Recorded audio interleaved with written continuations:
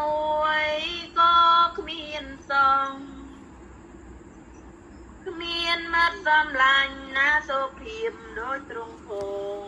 មានតែព្រះអង្គមួយប៉ុណ្ណោះបើកានទ្រង់នោះព្រះយេស៊ូវទ្រង់ជ្រាបទ្រង់នឹងនាំដោយព្រះハរតីស្មងគ្មានមាត់សំឡាញ់ដូចព្រះអង្គដ៏សុភាពមានតែព្រះអង្គមួយប៉ុណ្ណោះគ្មានពេលណាដែលទ្រង់មិនគង់នៅជាមួយសូម្បីតែមួយក៏គ្មានសងមានគ្រាអាសន្នណាដែលទ្រង់មិនមកជួយមានតែព្រះអង្គមួយប៉ុណ្ណោះបើកានទ្រង់នោះព្រះយេស៊ូវទ្រង់ជ្រាបទ្រង់នឹងនាំដោយព្រះハរតីស្មងគ្មានមាត់សំឡាញ់ដូចព្រះអង្គដ៏សុភាពមានតែព្រះអង្គមួយប៉ុណ្ណោះគ្មានពេលណាដែលទ្រង់មិនគង់នៅជាមួយសូម្បីតែមួយក៏គ្មានសងមានគ្រាអាសន្នណាដែលទ្រង់មិនមកជួយមានតែព្រះអង្គមួយប៉ុណ្ណោះបើកើតទ្រង់នោះព្រះ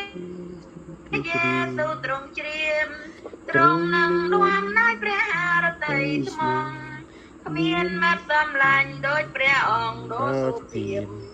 មានតែព្រះអង្គមួយប៉ុណ្ណោះមិនដែលមានទេពទានដូចព្រះអង្គសង្គ្រោះសូម្បីតែមួយក៏គ្មានសងមានតែព្រះអង្គបងព្រះជន្មជាថ្លៃលួងមានតែព្រះអង្គមួយប៉ុណ្ណោះបើកើតទ្រង់នោះព្រះយេស៊ូវទ្រង់ជ្រាបទ្រង់នឹងនាំដោយព្រះハរតីស្មងមានមាត់សំឡាញ់ដូចព្រះអង្គដ៏សុភាព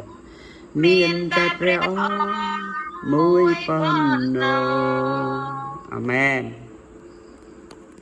ចាសសូមអរគុណសូមលោកគ្រូអ្នកគ្រូទាំងអស់គ្នាសូមគោរពចិត្តអធិដ្ឋានជាមួយនឹងខ្ញុំចា៎